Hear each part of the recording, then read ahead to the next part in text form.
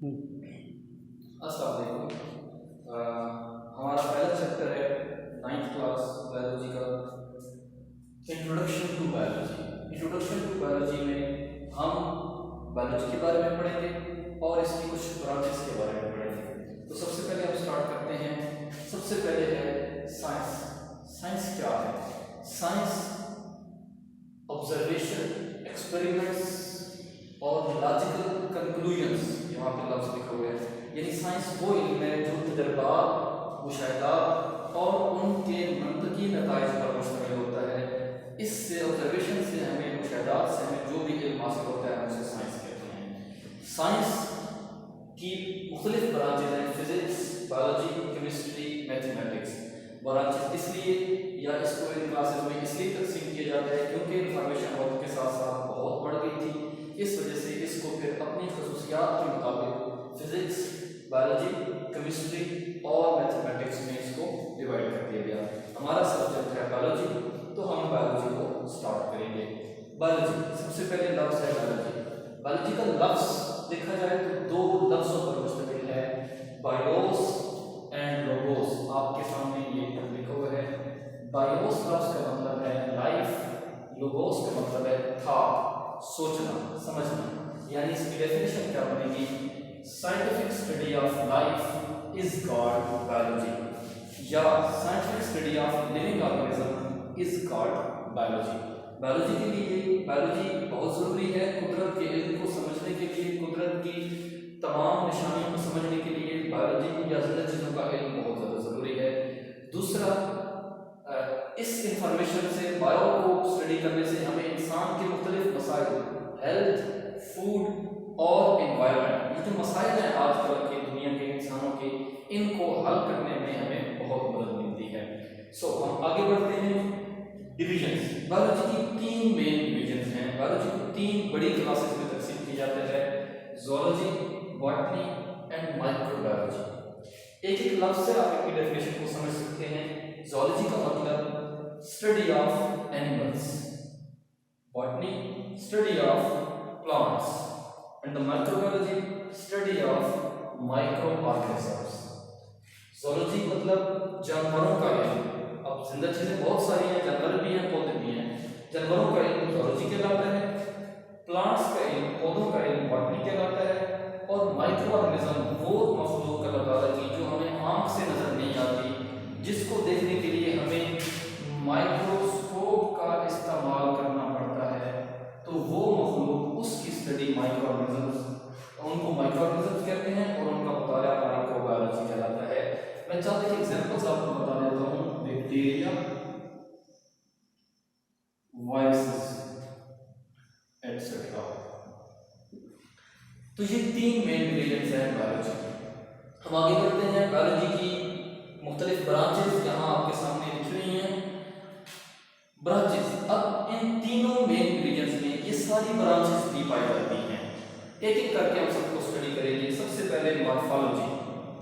नाम अगर आप देखें तो morphology, anatomy, histology, cell biology, physiology, genetics, embryology, taxonomy, palaeontology, environmental biology, socio biology, parasitology, biotechnology, immunology, entomology, pharmacology और molecular biology. ये सारी ब्रांचेस जो हैं इन मेन डिविजन्स के अंडर होती हैं। यानी हम जब इन डिविजन्स को स्टडी कर रहे होते हैं तो हम उन डिविजन्स में ये सारी चीज़ें स्टडी करते हैं।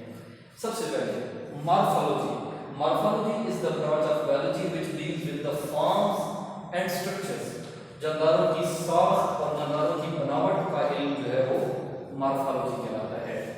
एनाटॉमी, जानदारों के जिस्म के अंदरूनी अज़ा का इल्म, उनके अंदरूनी साख का इल्म एनाटॉमी कहलाता है, study of internal structures of animals. Histology, study of tissues. Human body या जितने भी जानदार हैं उनकी बॉडीज जो है वो टिश्यूज से मिलकर बनी होती हैं, तो टिश्यूज का मुताला हिस्टोलॉजी कहलाता है। Cell biology. सेल का लफ्ज़ 9th क्लास के स्टूडेंट्स ने कई दफ़ा सुना होता है, ठीक है। जिंदा चीज़ जितनी भी हैं हम सुनते आते हैं कि जितनी भी जिंदा चीज़ें होती हैं वो सेल से मिलकर बनती हैं, तो सेल का मुताला सेल बायोलॉजी कहलाता है। इसमें सेल का स्ट्रक्चर, सेल का फंक्शन, सारी चीज़ें इसमें आ जाते हैं। उसके बाद जी फिजियोलॉजी, जैसा कि लिखा हुआ है फंक्शन यानी काम। जिस्म के मुख्तलिफ आज़ा जो हैं, जो स्ट्रक्चर इस मॉर्फोलॉजी में देखी गए थे, उन तमाम आज़ा के फंक्शंस, उनके अमाल, उनके अफ़आल का जो मुताला है उसे हम फिजियोलॉजी कहते हैं। नेक्स्ट है जेनेटिक्स। आप देखें तो जीन्स और इनहेरिटेंस का लफ्ज़ यहाँ पर लिखा हुआ है, स्टडी ऑफ जीन्स।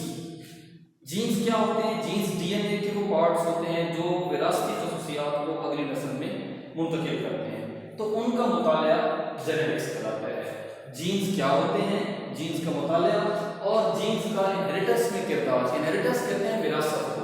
विरासत का लफ्ज़ कई दफ़ा सुना वो होता है स्टूडेंट्स ने, मतलब क्या है कि खसूसियात का एक नस्ल से दूसरी नस्ल में मुंतकिल होना। ये सारी खसूसियात, ये सारे तरीक़ार जेनेटिक्स में स्टडी किए जाते हैं। नेक्स्ट ब्रांच है एम्ब्रियोलॉजी। लफ्ज़ एम्ब्रियो से लफ्ज़ निकला है एम्ब्रियोलॉजी। तमाम जिंदा जानदार जब एक सेल से वो पूरा जानदार बनते हैं, जो भी जानदार हैं, एनिमल्स की एग्जांपल लें, इंसान की एग्जांपल लें, तो वो एक सेल से वजूद में आते हैं, एक सेल से वो पूरे जानदार में तब्दील होते हैं, तो उस एक सेल को एम्ब्रियो कहते हैं। और उस जानदार के बनने के प्रोसेस को डेवलपमेंट का नाम दिया जाता है। तो डेवलपमेंट को का मुताला एम्ब्रियोलॉजी कहलाता है, यानी एक एम्ब्रियो का एक नए जानदार में तब्दील होना। उसके बाद है टेक्सोनॉमी। बायो की ब्रांच है टेक्सोनॉमी। लफ्ज़ लिखा हुआ है क्लासिफिकेशन।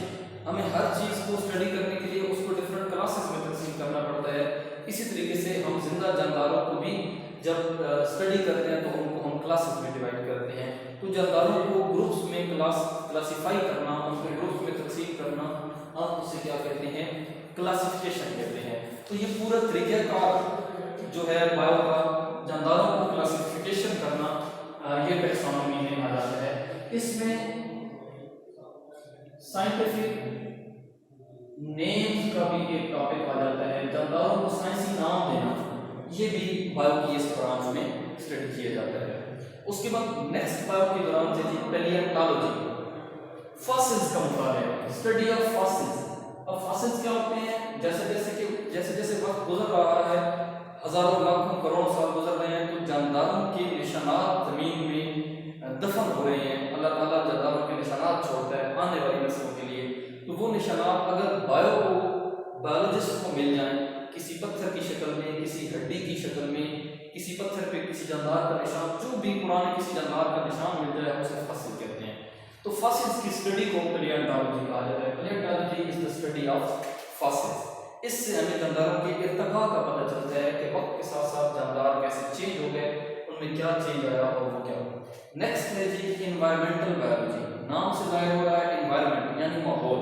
तो इस बायो की ब्रांच में जानदारों का उनके माहौल के साथ क्या ताल्लुक है, और वो माहौल से क्या चीज़ें हासिल कर रहे हैं, माहौल को क्या नुकसान पहुँचा रहे हैं या माहौल को फ़ायदा पहुँचा रहे हैं, सारी चीज़ें इसमें आ जाती हैं। तो interaction of organism with their environment. Interaction मतलब ताल्लुक, एक ताल्लुक होता है जानदारों का उनके माहौल के साथ, तो वो बायो की इस ब्रांच में स्टडी किया जाता है। सोशियोबायोलॉजी नेक्स्ट ब्रांच है जी। सोशल से निकला है माशरती रवैये। किसी माशरे में रहने के लिए जो रवैये होते हैं, चाहे वो इंसान हो, इंसानों के रवैये हैं, उसमें तो फिर आपके बहुत सारी डिविजन आ जाती हैं, मजहबी, इखलाकी सारे। लेकिन जब कोई बायोलॉजिकली हम देखें तो जब जानदार इकट्ठे रहते हैं तो उनका आपस में एक ताल्लुक होता है, एक उनका सोशल बिहेवियर होता है। सोशल बिहेवियर ऑफ ऑर्गेनिज्म इसमें स्टडी किया जाता है। जब जानदार सोसाइटीज बना के रहते हैं, डिफरेंट जानदार अगर इकट्ठे रहते हैं तो उन्हें सोसाइटी कहते हैं।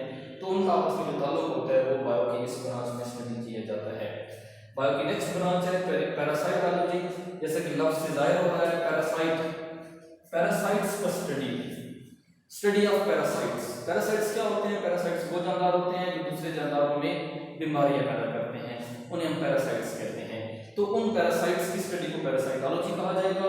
और वो पैरासाइटोलॉजी में उन पैरासाइट्स के लाइफ साइकिल्स, उनके बीमारी फैलाने के तरीक़ेकार, उनके सारी मतलब मोड ऑफ ट्रांसमिशन जो है वो स्टडी किए जाते हैं। नेक्स्ट बायो की ब्रांच आपको नजर आ रही है जी बायोटेक्नोलॉजी।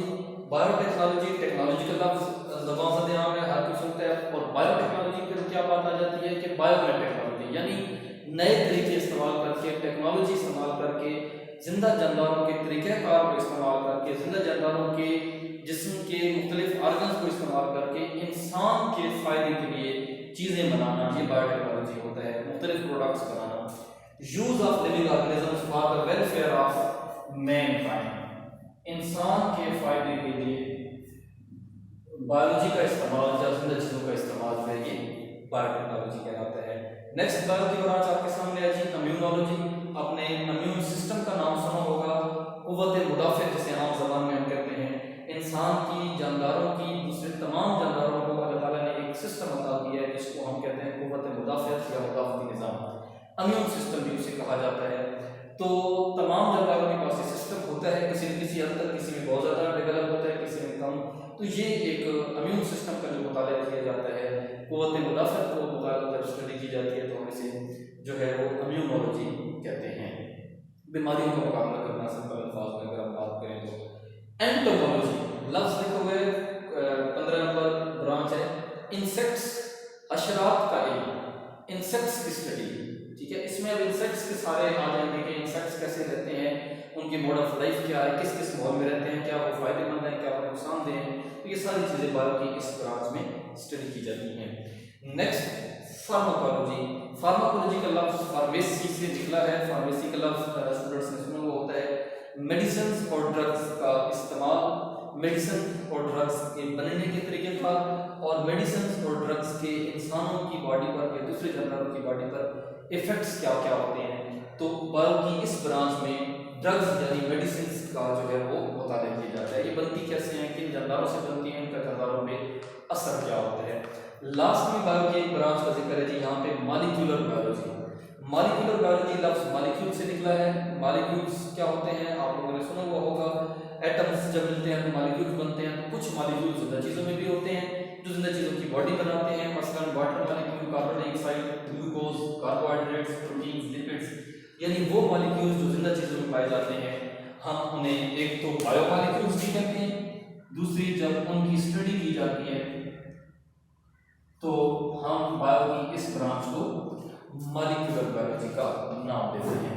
तो ये बायो की कुछ ब्रांचेस थी, ठीक है।